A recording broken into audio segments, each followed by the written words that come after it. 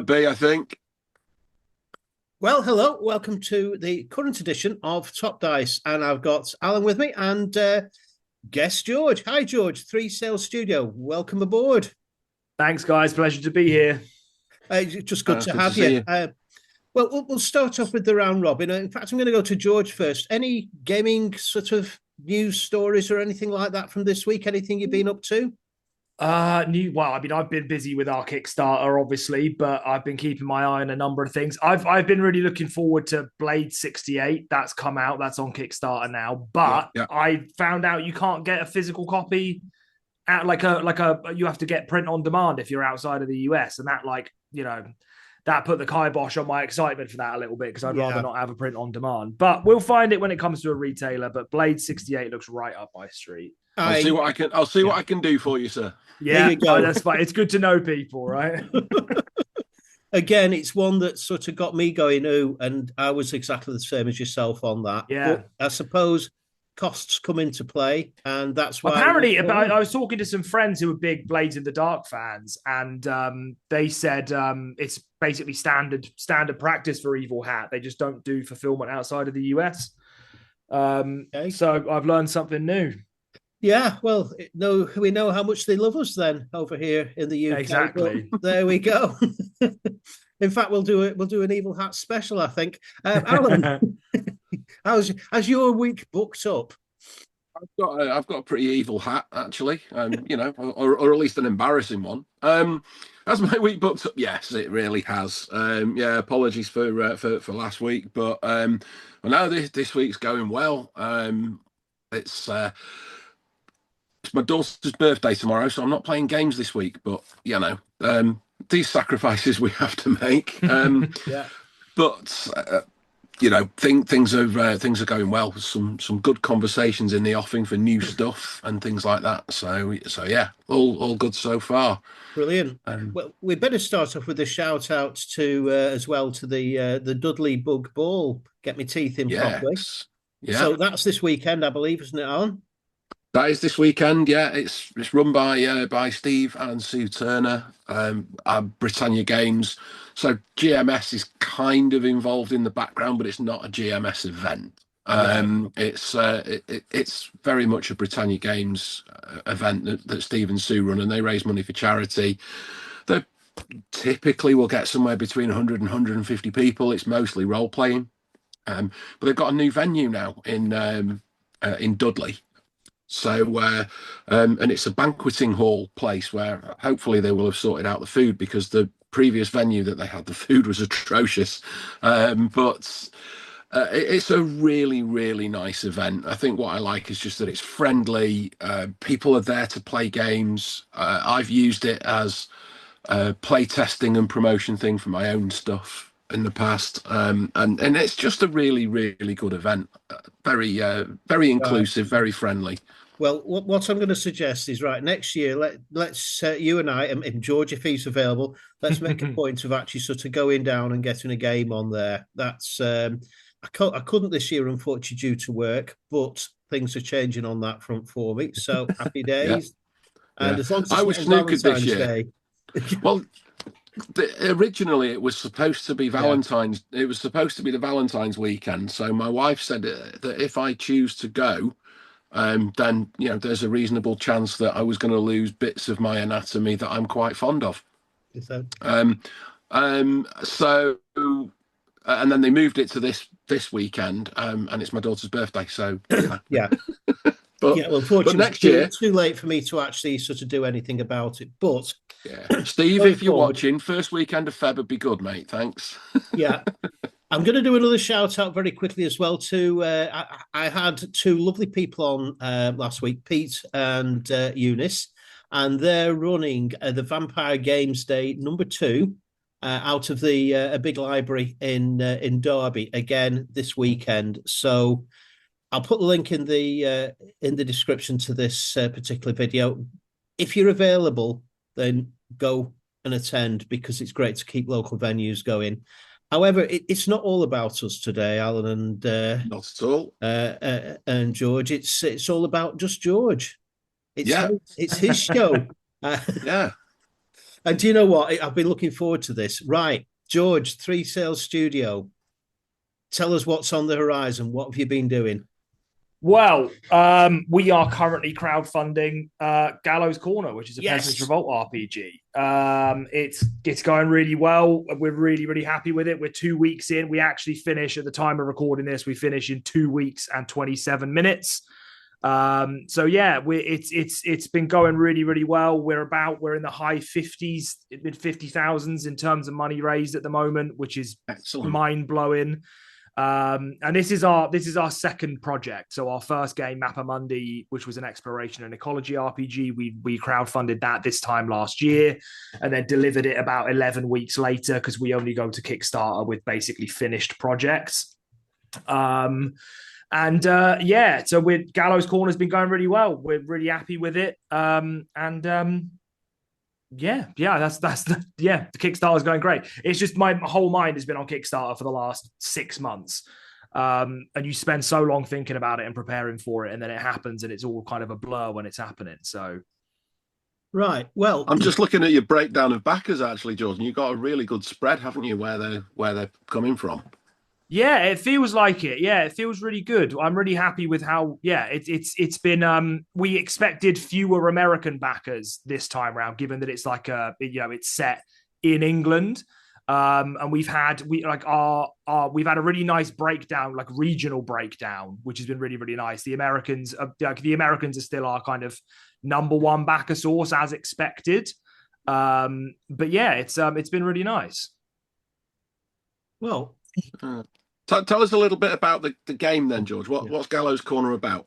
So Gallows Corner, it's a Peasants Revolt RPG. So you play as people like peasants and members of the working class in 1376 in England. So that's, for any history buffs out there, will know that that's 5 years before the Peasants Revolt, which took place in 1381. So it's a kind of like, it's an alt historical take on the Peasants Revolt. We are basically your job is to change England by any means necessary. And so it looks, there we go. We can actually see it perfect. As well as we go. So Gallows Corner is like it looks like a game that's all about, burning down manors and beheading kings, and it is that game, but it's also so much more than that. So it's a game about resistance and rebellion and revolt in all of its forms, and a lot of that is about kind of community solidarity and stuff. So you play as, like I said, members of the working class and peasants, and you are, quote unquote, nothing alone. Like, you need to, the way you level up in Gallows Corner is by gathering followers. So as you help people around England, as you kind of go set out and do things that help people, you gain in influence. And the more influence you gain, the more followers you gain. And we call these people retainers. They form your retinue, and they are kind of fully formed characters in their own right. And you can use those characters as like to make tests with. You use their dice and their skills, as well as your own, to kind of overcome challenges and stuff. And it's got a point crawl system in it. So all of England's 44 historical counties are available. We've broken those down into 8 regions. And yeah, it's it starts off very local and then can get very national quite quickly if you so choose. And the retainer thing is the succession thing as well, isn't it? So if your character dies, you basically take one of your... Yeah, so when you come to the moment where your character is about to die, and that is bound to happen because, you're a peasant going up against armed soldiers and armored knights and stuff at different points. So when your character is about to die, you have a choice to make. You can either let your character die and then start playing as one of your retainers. You kind of promote them up to play a character, or you can do that kind of cinematic thing and let one of your retainers jump in the way at the last second and they die in your character's place, and then you kind of carry on playing as one of your characters instead. And you deal with the emotional consequences of that. Mm-hmm. There we go. I mean, sorry. I love the art. I've got to sort of say the art just absolutely hits. So it looks like a good, solid English British role-playing game, and I just love it. I just, and the actual look of the book as well that you showed on screen earlier. Yeah, the black cover with it just looks the absolute business, doesn't it? Yeah, so this is the standard edition as well. This isn't like a deluxe edition or anything. Wow. Everyone gets this copy. So it's black cloth, silver foil embossed. It's like edge printed in black as well. We really wanted to go all out with this. So like Mappa Mundi, our first game, is as Allan is very familiar with Mappa Mundi by this point. Yeah, it's beautiful. But Mappa Mundi is like a boxed product, so it only comes with a deck of cards, so it only comes in the box. With Gallows Corner, what we wanted to do was have different kind of levels of availability for it. So we've got the standard book, which is just the book, and then you get the PDF as well, and you get we've got 3 pre-written adventures, and then what we call the Book of Outlaws. Those are all A5 zines. So when you get the standard edition, you get the physical book, which is the cloth bound silver foil version. You get the PDF of that book as well, and then you get the 4 zines as PDFs. And then we've also we love a boxed product, so we did an all-in version, which has been our most popular by far. And it comes in the same size box as Mappa Mundi does, so it fits the book in. And then underneath the book, you get the 4 zines as physical editions as well, and then you get the PDFs as well with that. So. Yeah. Really good value as well, and the price point as well. You've got a choice of PDF, obviously, or the printed book. Yeah, and the pricing actually, I think, is really good for so we try and do pricing is my big accessibility. But I grew up stupid poor, and so money is the cost of things is my kind of accessibility point. And so we always try and make sure we're doing everything we do, we try and do it as at an accessible price point as possible. So that core book plus those 5 PDFs is 45 quid. And then the all-in version is the core book and the 4 physical zines and the box and all the PDFs for 75 quid. So when you think of how many words, bits of art, just the sheer weight of what that product will actually be, absolute bargain. We want people to be pleasantly surprised by how affordable it is rather than shocked at how expensive it is. It's got to say, role-playing games are not cheap these days.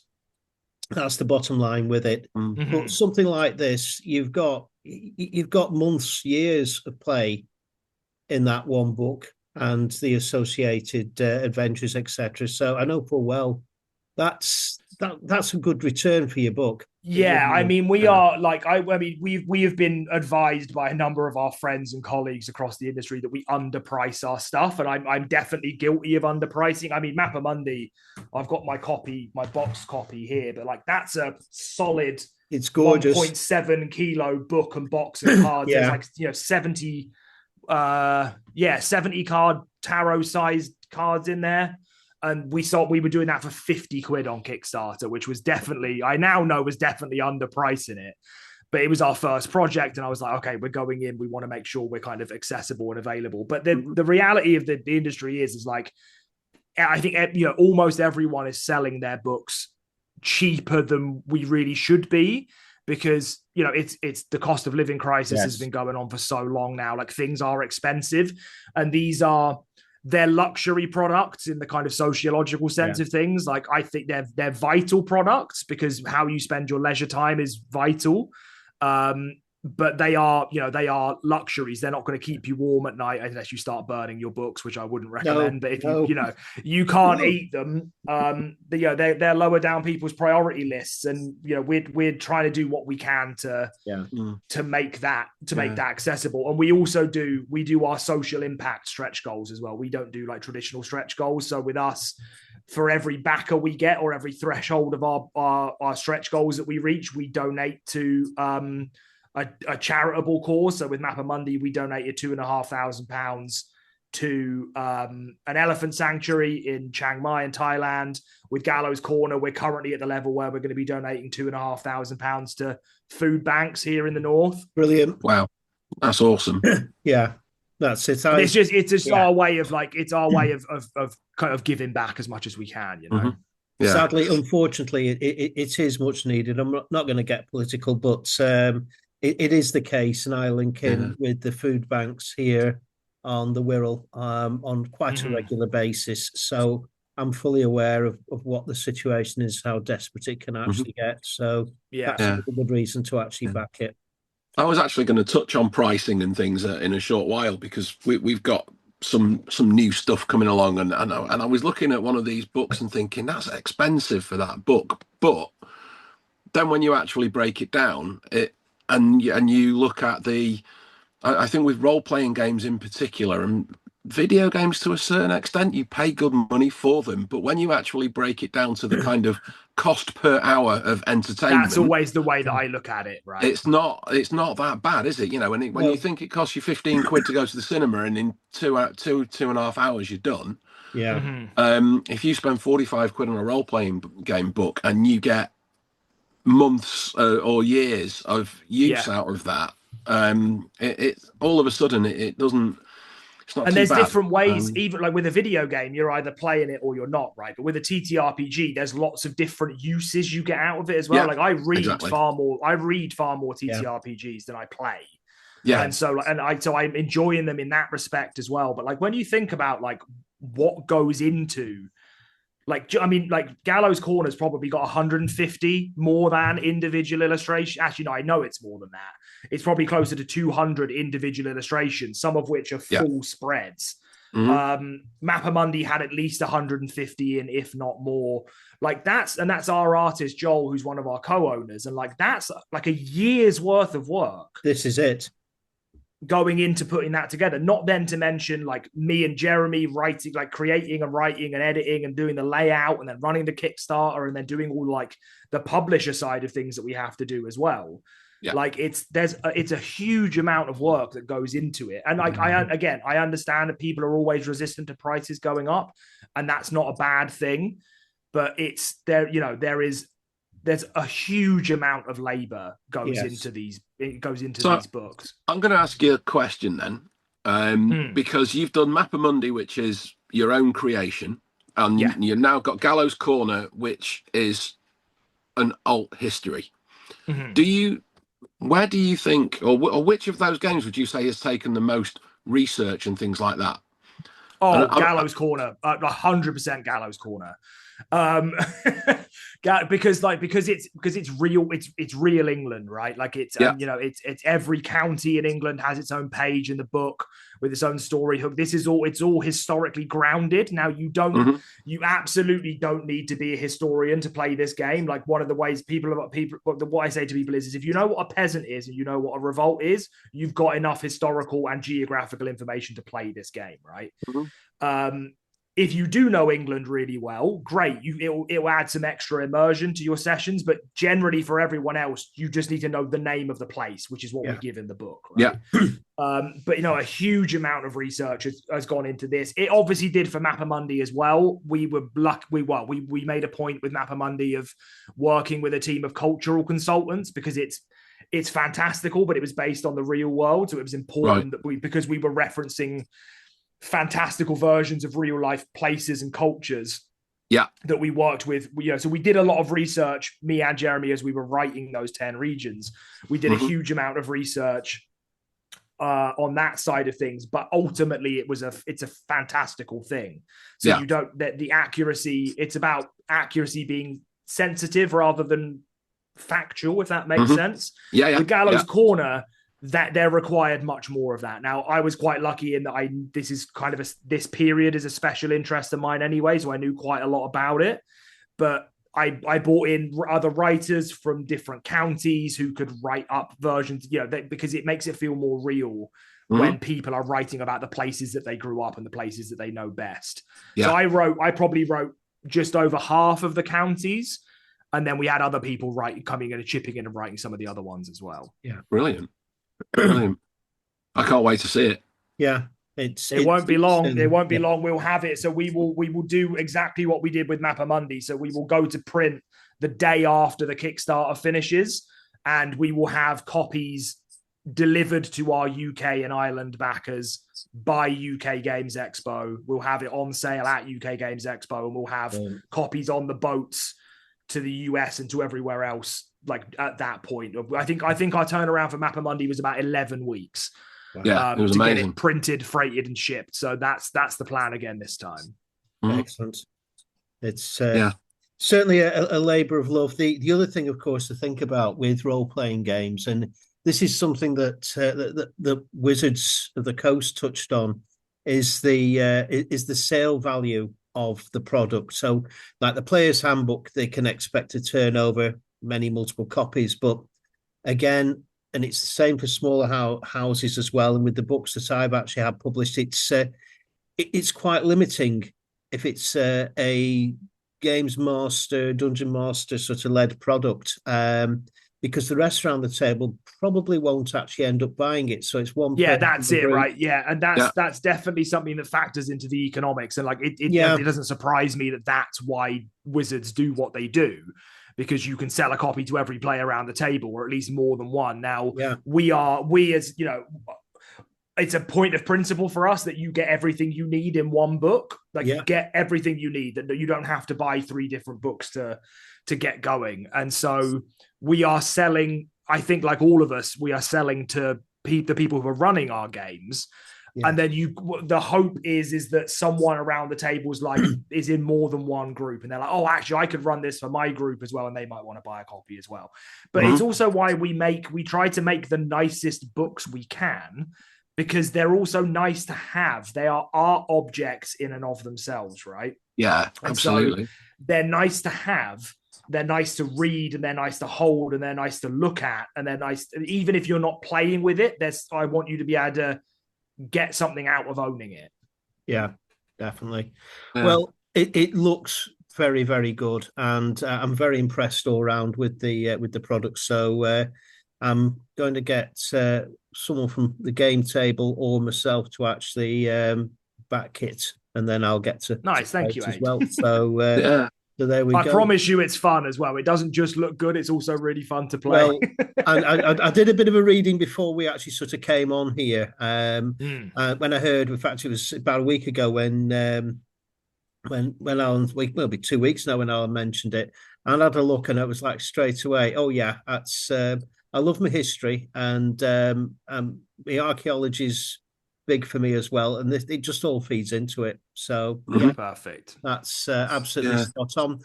And the thing is that there isn't another game like it either. No, there isn't, to my knowledge. I agree with you. I think like it's, and I'm really proud of that fact, right? Like it has influences. It has, like every game, it has influences from a lot of places.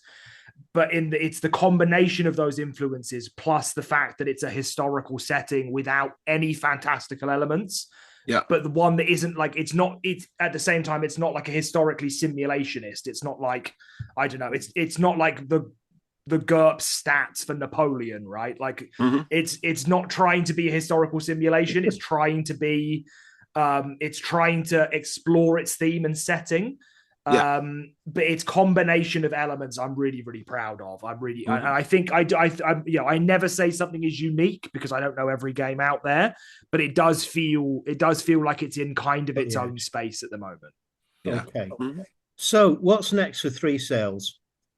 What's next? This is what's next for 3 Sales. So this is City of Espers. This is a street level psychics RPG, and it is designed by Nathan Blades, who is another Manchester-based designer. Yeah. And we are publishing that. So Nathan created and designed it. The story behind this is that when I first started, kind of I was kind of 6 months into my like TTRPG design career.